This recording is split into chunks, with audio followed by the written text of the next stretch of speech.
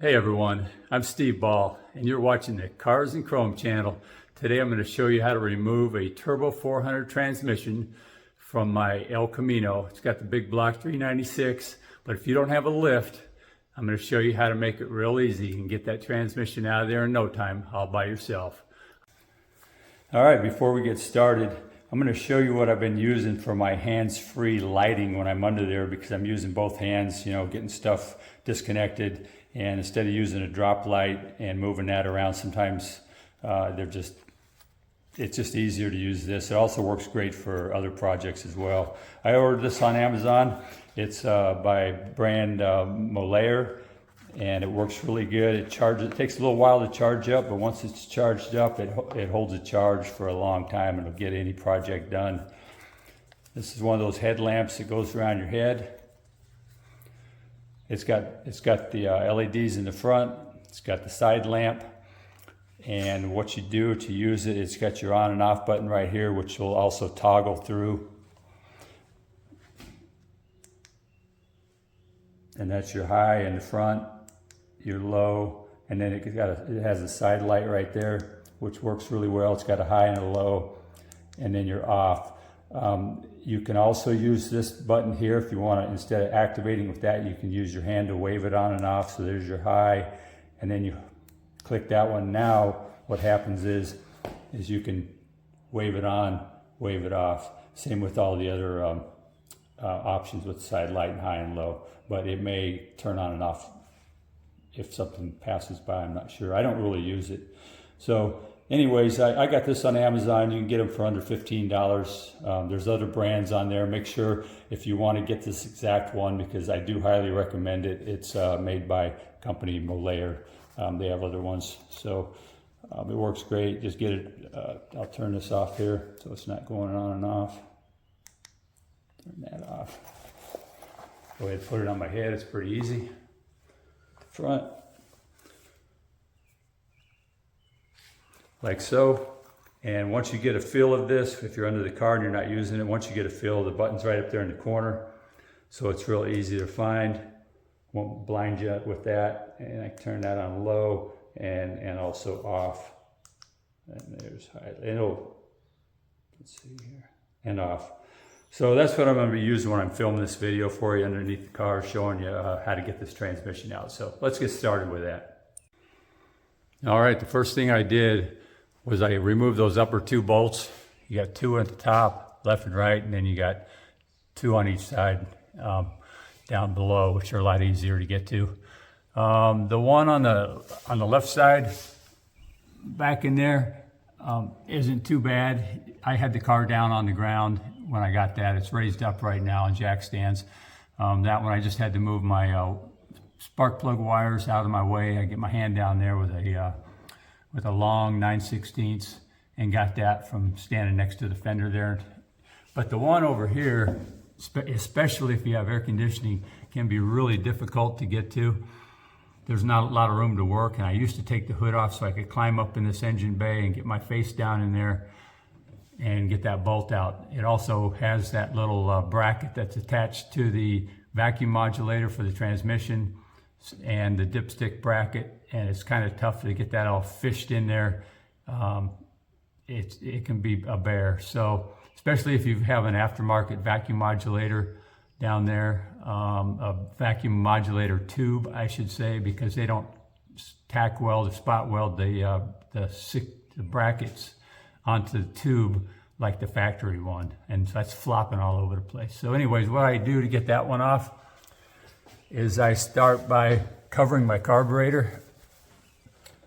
This one has a Rochester Quadrajet, so I took that air cleaner stud out of there. I unscrewed that.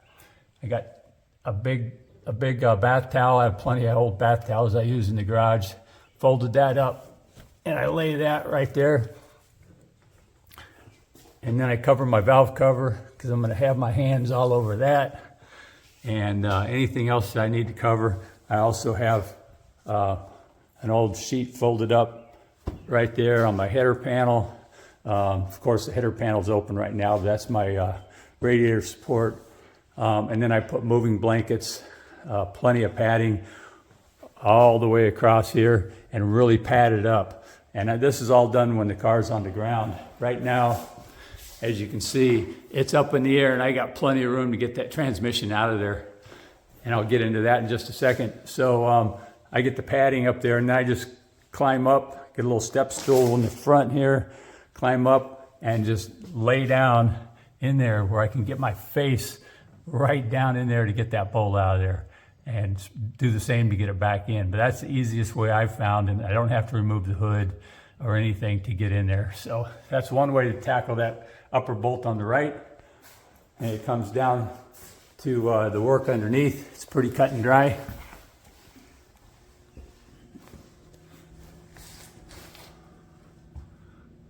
You got your bolts. I'm going to turn on my my headlight here so you can see. It really does the job. So you got your upper and lower bolts there. You take those out, disconnect your vacuum modulator, disconnect your two cooler lines, and that's it on that side. Of course, you have to disconnect your transmission mount bolts from the support here, right here. And I've disconnected the bolts over here at the frame. It's got two on both sides of this, as you're aware, and two over there. What you do to make this job real easy is you get yourself, unless you already have one, get yourself a scissor jack, just like that. I got some wood that's all screwed together. I use that for a block now and again for various projects, but those are not just loosely laying there. Those are all attached by screws, and I don't know if I got any nails in there or not. I think it's all zip screwed in there. So you put your scissor jack on top of that with a piece of wood. This is before you disconnect the transmission, and get that up to where it makes contact with your pan. You don't want a lot of pressure on it, just enough. And so wind that up and place that there. Next, you want to take out, your final bolts. I always leave two in up until the point I'm getting ready to drop the transmission. I usually leave the two lower ones in on each side. From there, you want to get jack your transmission up. Move your cross support back and out of your way. Up here, get that out of your way, slide it back. You should have a good ½ inch or an inch of clearance from your tail shaft to get by that rear support. So get everything up, jack your transmission up, take the weight off of your mount there, and then slide your support back. Get your last two transmission bolts out, and now you're clear. The only thing you got to worry about is snagging your cooler lines or your dipstick tube. Also, if you go to the other side, of course, you got to take off your speedometer cable. I have a transmission sensor going into my pan for the temp sensor, and also your solenoid, that little wire there. Pull your solenoid, shift solenoid unit off, your clip, your wire, and your shift linkage. That's pretty cut and dry. The key is get yourself a motorcycle jack, folks. That's what helps make this job really easy. Jack it up with your motorcycle jack. I've had this for a while. I've since sold my motorcycle, but I kept my jack, and I'm glad I did. I have a piece of wood on top of it, like so, and it's got nice wheels, of course, and you'll be able to roll that baby right out of there. Okay, one thing I didn't mention was that after I get the two bolts out of the bell housing at the top, that's when I come down here at the bottom and I remove my torque converter bolts. If you don't have one of these tools already, they're great. Get yourself one of these. It's a flex plate flywheel turning tool. I'm working on a flex plate here. It's an automatic transmission. This is a great tool. I ordered this on Amazon. It's not too expensive. I've had it for a while. I don't remember what it costs. You just open it up like so. and it's got these two teeth on it. You got one there and one here, which will grab the teeth on your flex plate, where you can easily rotate it. You just come under here, insert the one tooth in there, insert the other tooth in there, and then you just pull it around. Grab it again, insert it, pull it around. It's a great tool. Highly recommend you get one of these if you've been doing it another way in the past, but that way you can easily get your torque converter bolts out of there. All right, let's continue to get this down. I went across to the other side to check and make sure nothing was hanging up on the other side. Everything's clear over there. So all you got to do is watch your cooler lines and your dipstick tube at this point. And the nice thing about that scissor jack under the engine, not only is it going to keep the engine exactly in the spot you need it to reinstall it, and it'll be perfectly aligned, but you also won't have to remove your distributor because it's not going to hit the firewall. I'm also leaving the starter in place. You do not have to remove your starter. It's not going to be in the way. I'm going to come down slow. Feel it hanging up on some stuff. It's all good. Come down easy.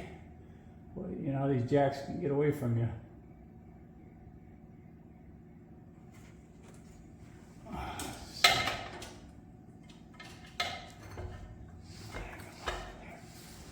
One thing I had to do is I had to take my right front wheel off to get the bell housing of that transmission to clear when I wheel it out.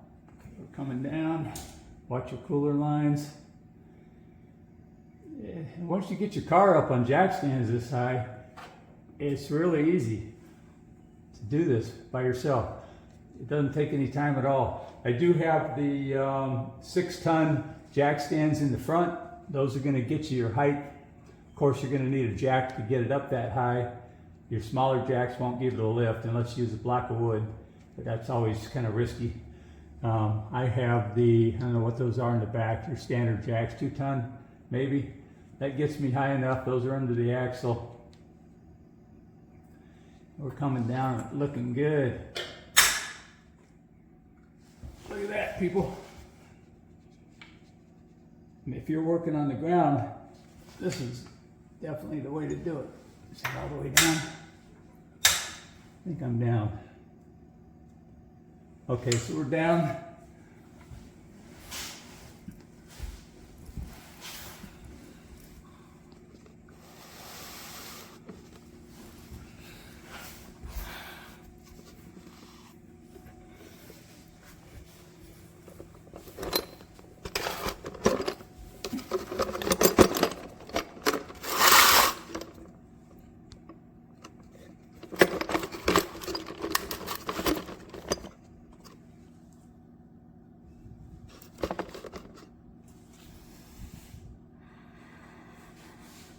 Okay.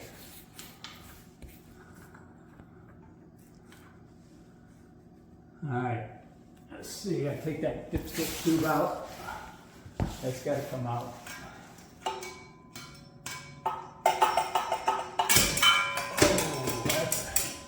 Oh, that's going to make a mess. All right. So I just made a big mess under here, pulling that dipstick tube out for the transmission. Let me light my light up here. There you go. Thank God I had a little rubber plug I could stick in the dipstick tube hole there to stop that from gushing out. Probably lost, I don't know, half a quart, no big deal. I'll clean it up later. So it'd be a good idea to drain that down a little bit before you pull that dipstick tube out, because that's got to come out. So much for a spotless transmission, but I'll get that cleaned up with some parts cleaner. I'll spray it down before I put it back together. So we still got to clear these tubes. So I'm going to have to set this camera back down, lift those tubes up, and then get that rolled out right through here.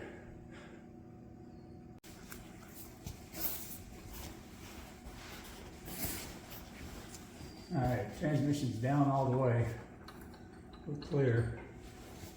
We got a big puddle of trans fluid here. Just gonna get a nice cleanup. I should have had some kitty litter on hand. Get these hoses up. Pull this around. Slide this over. Lift these up.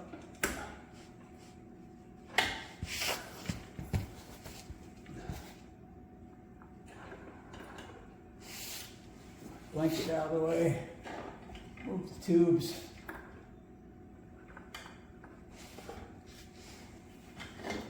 Move those tubes. What can go wrong will go wrong. You know how it goes. There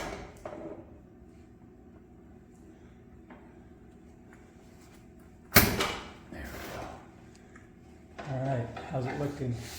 How we looking? I'm on my blanket over here. There we go. Got just enough clearance to get it out. Grab my camera here. You got just enough clearance right there. So that bell housing will clear right between the lower control arm and the frame. And with your wheel out of the way, and you pull that sucker right out. Like so. We are out. So that's how you get a Turbo 400 transmission out. The easy way, when you're working on the ground. Again, these are my 6-ton jack stands here. Got those online from some company, I can't remember where I got them, but I got them at a good price. They're very well made. Get a picture of them right there. I'm really happy with them. They got a lock pin in there too. And the back, all I have in the back are these. I've had these forever. What does that say? 5-ton. Made in USA. You know they've been around a while. They're made in the USA. So that's about it. One other thing. I did have to disconnect my emergency brake cable because you'll want that disconnected so you can remove it from your rear transmission support. And you can readjust that later. That's easy. So there you have it, folks. Thanks for checking out my video. I hope this helped you guys out. Don't be scared of pulling out a Turbo 400 by yourself. It's really easy with the right stuff. And that scissor jack, that is a lifesaver right there. It makes this job so easy. Same with this motorcycle jack. Get yourself a motorcycle jack like that. It goes up pretty high. I think I bought that at Sears years ago, so you'll have to find one similar. They're nice. It's got 2 rails. That's where your motorcycle would sit normally. It would go right across here, front to back, right under the frame of your bike. But it works great. Put a piece of wood under it and get your transmission out. Now I can get my torque converter sent back to the company. I think I got a vibration going on in that because that's why it's coming out. I got a little vibration, and the transmission was rebuilt, and I swapped my torque converter out at the same time. So I'm gonna guess it's the converter. I did try clocking it to the next bolt hole, and the vibration frequency range went to a different RPM. Also, I could duplicate the problem in park. So it's not drive shaft or any other things related like that. It's definitely in this unit here. It's either in the trans or the converter. I'm betting on the converter. So again, thanks for watching. You guys have a great day. Check out my channel if you want to see some classic cars. Thanks.